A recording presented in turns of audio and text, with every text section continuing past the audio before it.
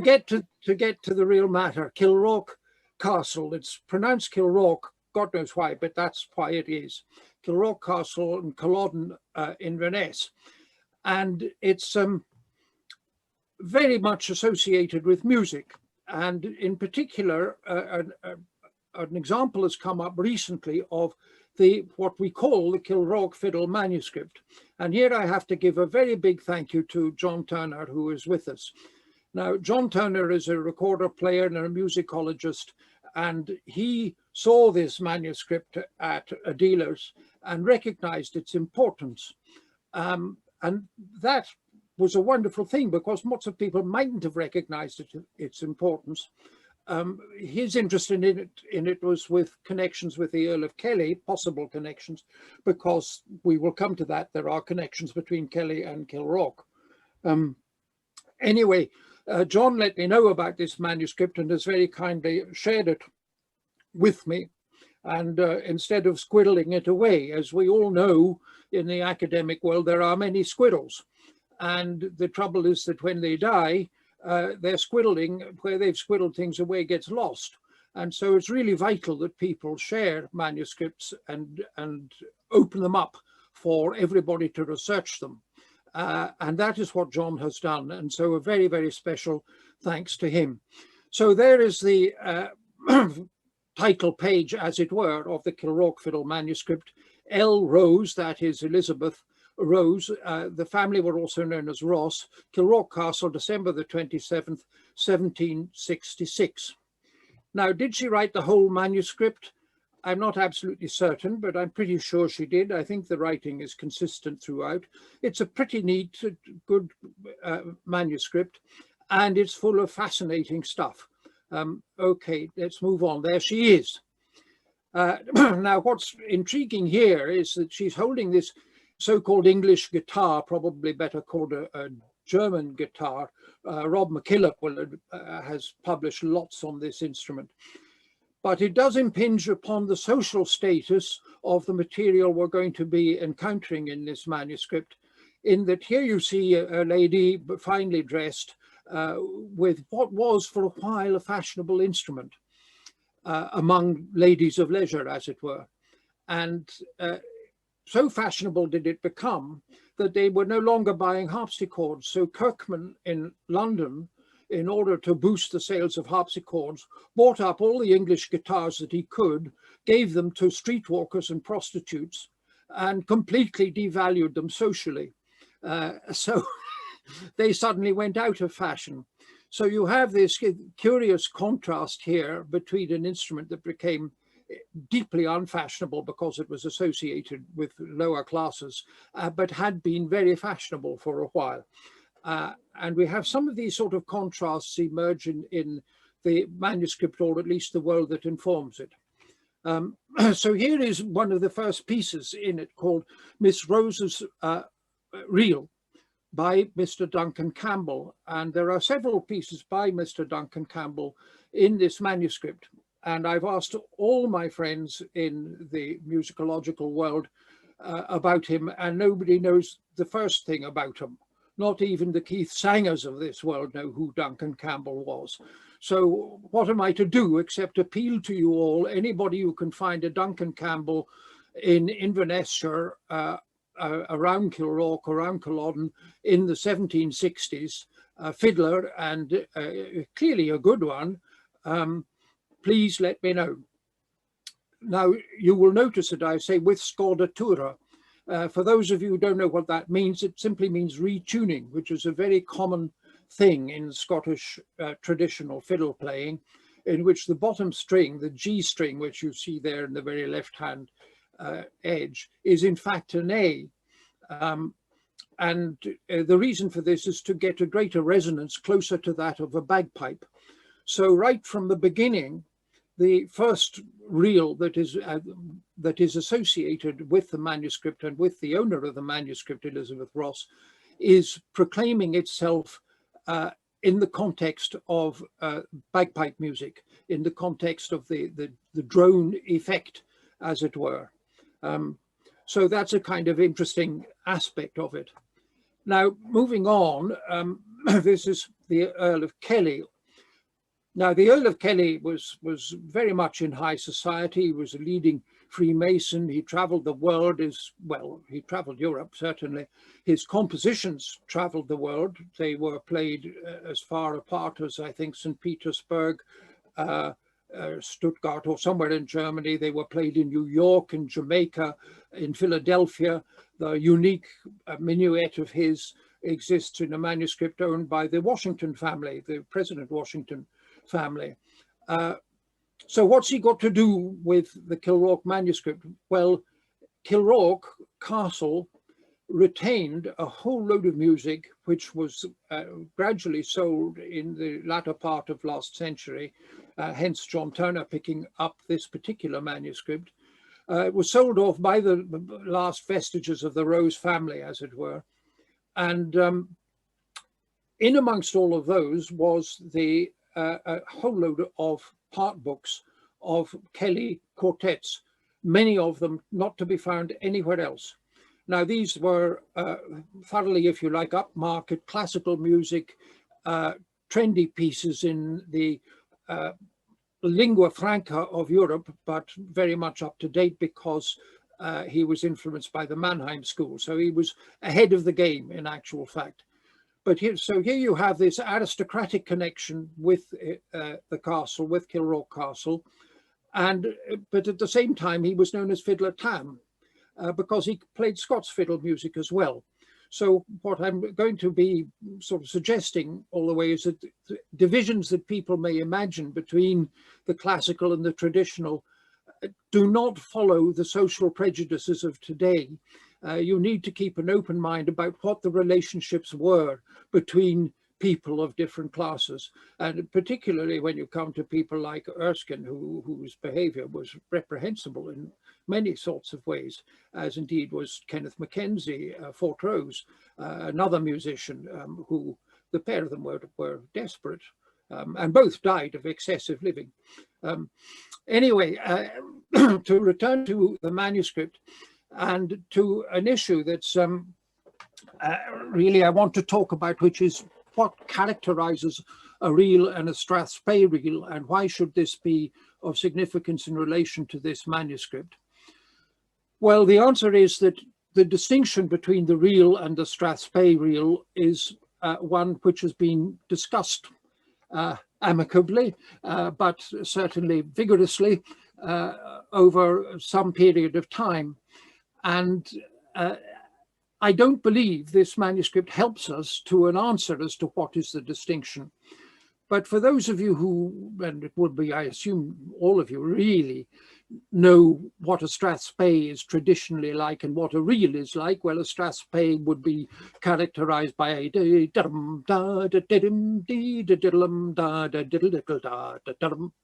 and it goes like that, 1, 2, 3, 4, or 1, 2, 3, 4. Whereas a reel will tend to go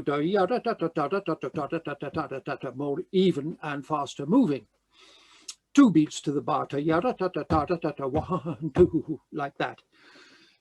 But in this manuscript, we have reels and Strathspey reels, both given in what is called cut time, which I will come to in just a second, which means 2 beats to the bar.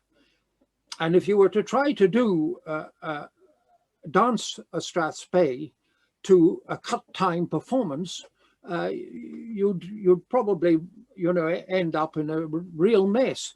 In fact, you couldn't do it. So there isn't a distinction in this manuscript between an obvious distinction, at any rate, between the number of beats to the bar, and therefore whether there is much of a difference between an ordinary reel like Tullach Gorham, which was very well known, and a Strathspey reel. One thing you will notice in this is that many of the dotted notes, so in the first bar, every second note, well, every first, third, fifth and seventh note is dotted. So the rhythm is da, da, da, da, da, da, da, da. And that is very common in Scottish music and often distinguishes it from, say, Irish reels, which tend to be smoother. Right, here are one or two of the various musical indications of the rhythm, and in particular the Scotch snap there at the beginning. And you see a short note followed by a dotted note. And what's interesting here is that in this manuscript, and also in the Angus Coming book, which we'll come to, these two compilers, assuming, or Elizabeth, as opposed to her possible teacher, Duncan Campbell, that's a guesswork, didn't know how to notate a Scotch snap, and they notate them wrongly. They put the dot after the short note, dot after the long note. And so this tells us that the Scotch snap was a thing which was not traditionally notated. That rhythm, of course, occurs in classical music, but not that commonly. However, when we come to somebody like, he knew exactly what he was doing, but he was a very, very widely used. Now, at the bottom there, the two types of time signature, and that tells you what their function is. But as I say, the function doesn't appear to carry much logic with respect to the distinction between Strathspey Reels and Reels. The relevance of all this to the Gaelic-speaking world, I shouldn't really have to emphasize. Strathspey would have had an awful lot of Gaelic speakers in the 18th century. And never mind the fact that we've looked at the Scoda and the relationship with bagpipe music. Okay, now we move on to a page here which has got a Strathspey Reel, and this is the first in the manuscript that is shown as a Strathspey Reel. But both it and the following Captain Lockell's reel, if I've got the transcription of the name right, are both in cut time. So there is no distinction between the number of beats in the bar between the reel and the Strathspey Reel. And it may be that actually the distinction largely depended upon the player and the circumstances in which they played. So we see in this at the beginning a Birdle, so if I go back up, you see the Birdle there, the second bar, diddlum, or even faster. And there are several of these Birdles, and that in the second system, the second line, you see the descending semiquavers, diddle diddle. This is very typical too of Strathspeys. So in many ways, rhythmically speaking, this is a Strathspey, although there isn't a single Scotch snap in it, or even an attempt at notating a Scotch snap in it, but it's called a Strathspey Reel. And then, as I say, Captain Lockell's reel, there doesn't seem to be any distinction in type or nature.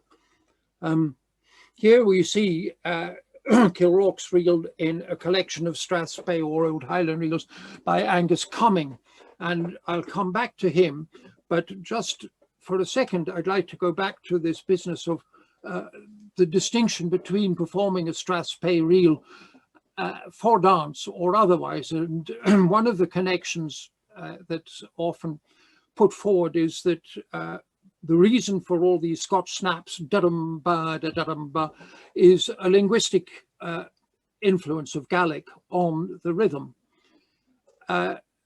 I don't know that various people have put this idea forward, and I don't know that anybody has seriously contested it, and I'm not contesting it at all, but I don't know of any really simple, systematic analysis of a potential relationship.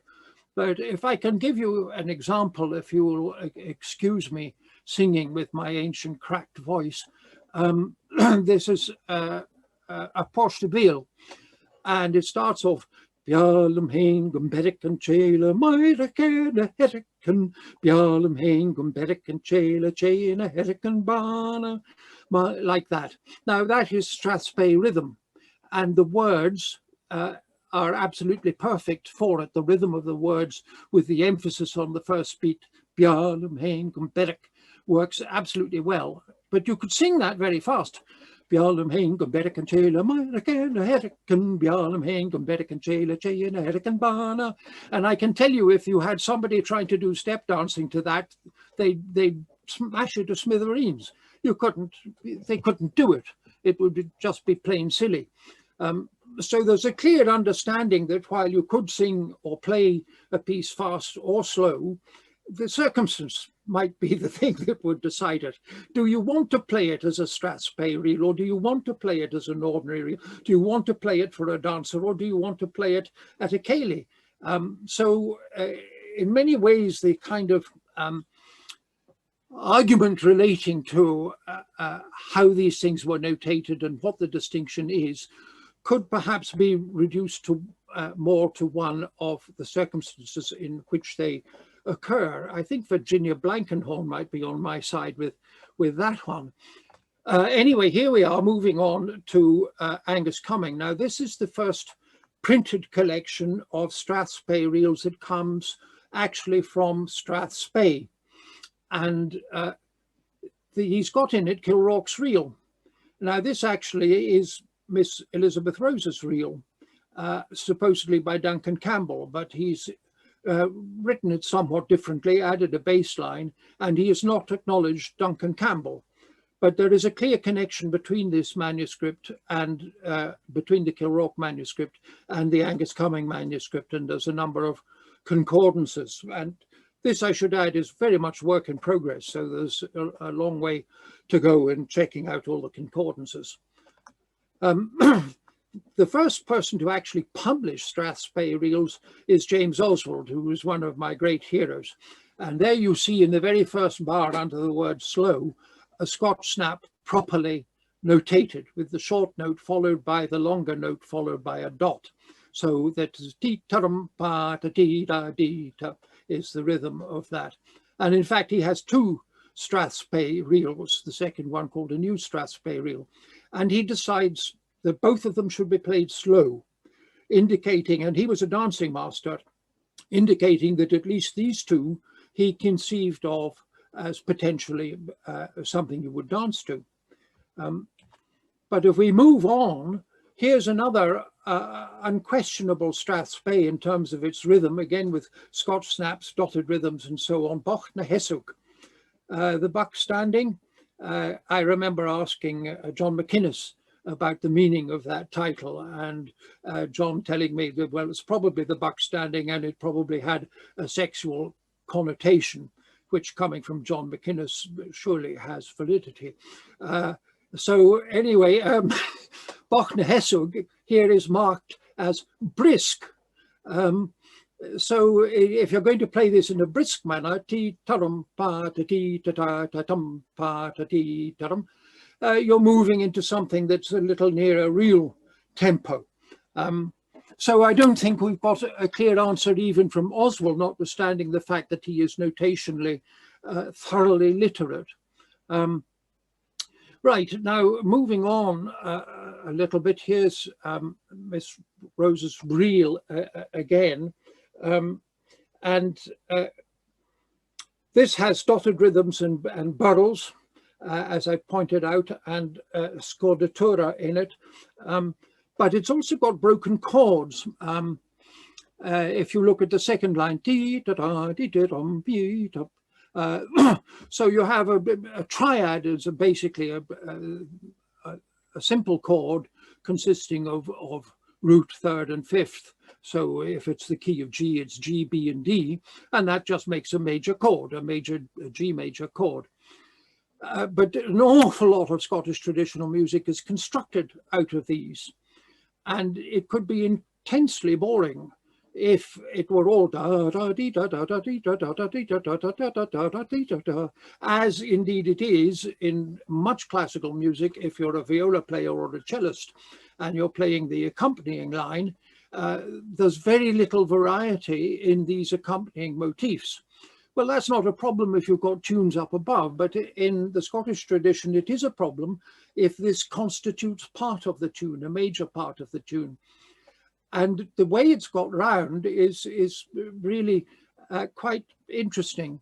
Here you have all the possible variants of a triad spread over 4 notes. And the first 18 without any note immediately repeating itself, the second 18 in which the note immediately repeats itself. Now, so there are a total of 36. and the Kilravock manuscript alone uses 25 of them. All right, some of them are very much more frequent than the others, but it shows a tremendous amount of motivic variation and inventiveness, really, in handling a problem of limitation in terms of keys, of not modulating. Scottish traditional music traditionally doesn't modulate. And also associated with the double tonic, which I'm not going to go into now because it's just too much. So I'm going to sort of end up with comments on the social status of all of this and what this is doing in the hands of a 19-year-old. You should all, by the way, have got a handout which lists the Gaelic titles of the tunes, of those tunes that have Gaelic titles. Yes, Jackie, and yes, the handout is uploaded in the chat.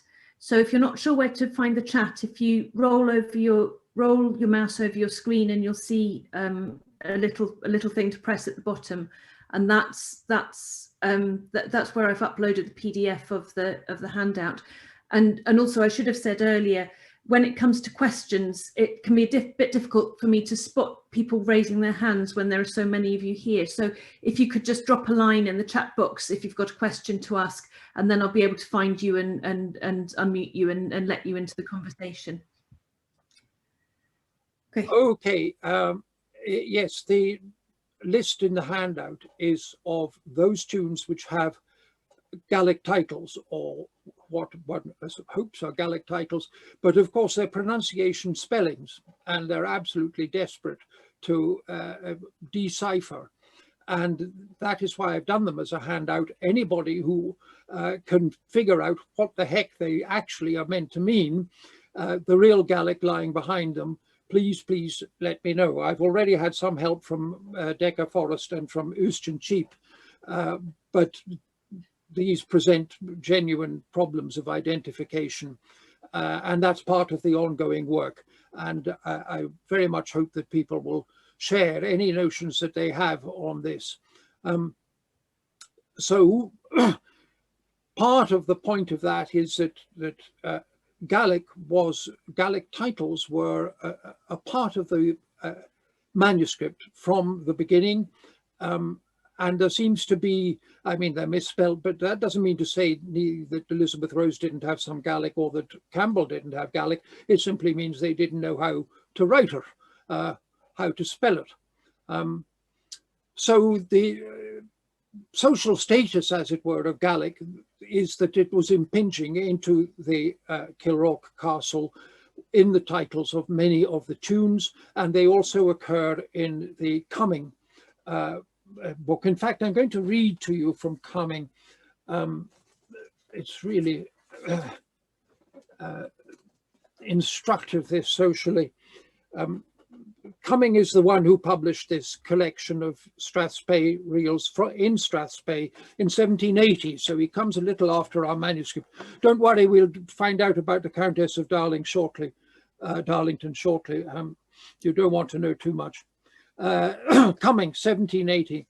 The Highland Reel, though a species of music removed some degrees from primeval simplicity, bears evident marks of being the production of a people little advanced in the arts of refinement. It is, however, in a high degree expressive of passion and enthusiasm, and it possesses in a peculiar manner the power of exciting those emotions of mirth, cheerfulness and gaiety which dispose to the salutary and agreeable exercise of dancing. I don't know, Devil Mendham, as my mother would say, to describe the Highlanders as a people little advanced in the arts of refinement.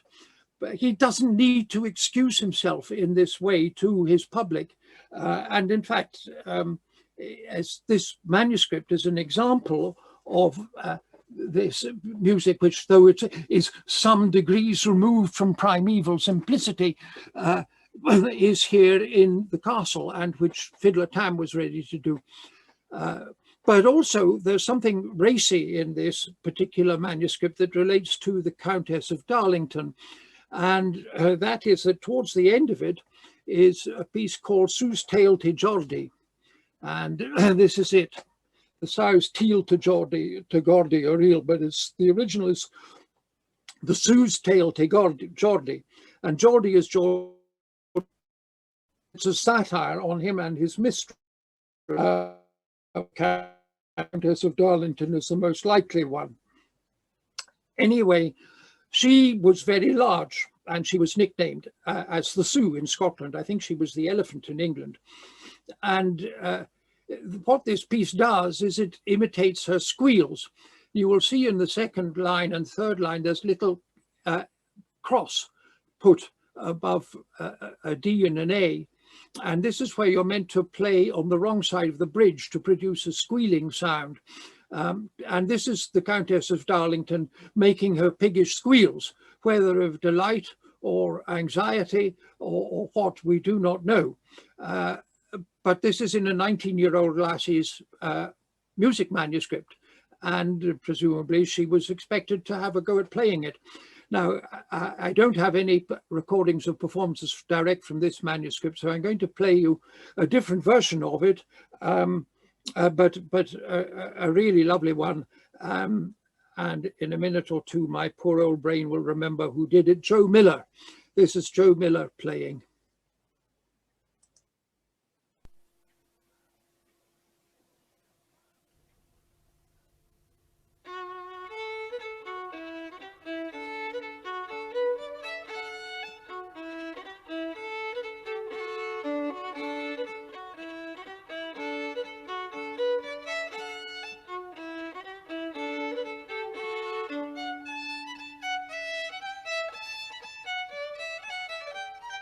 As you see, it's not identical by any means. It is basically the same.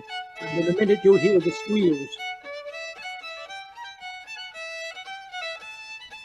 I'm not hearing anything.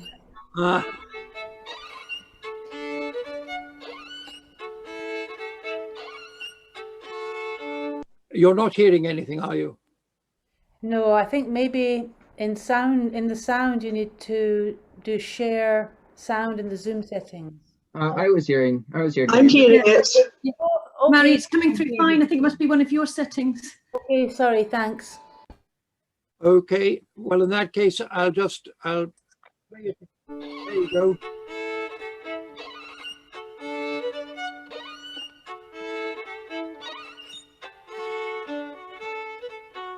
Well, you've got the idea.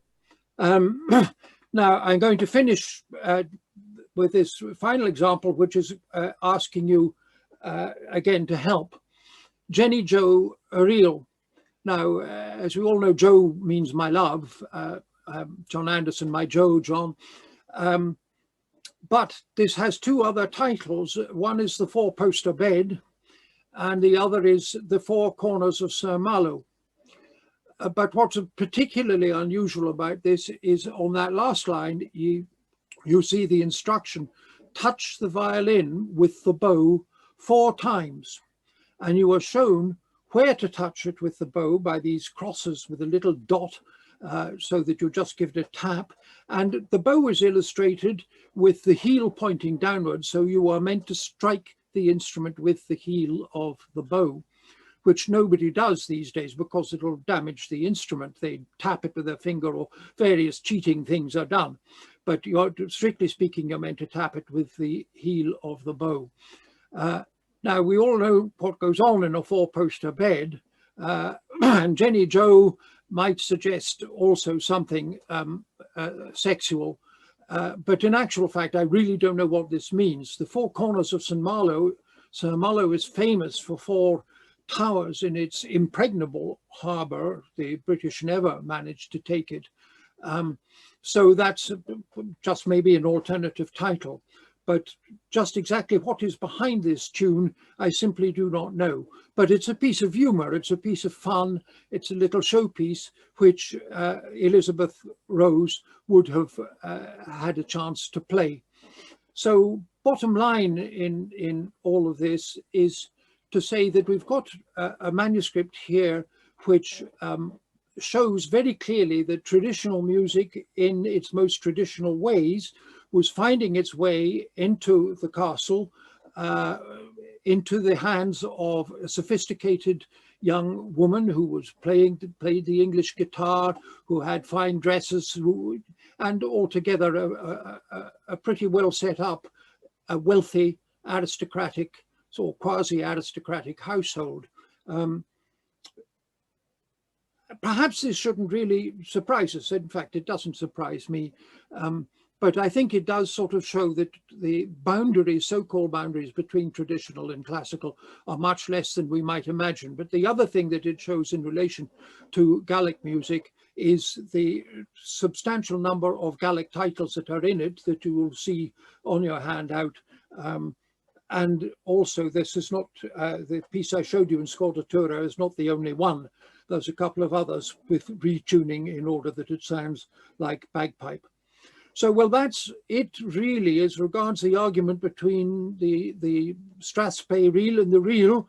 Well, I know that Will Lamb and Mike Newton are online with us, and perhaps they would be kind enough to take over. I don't know.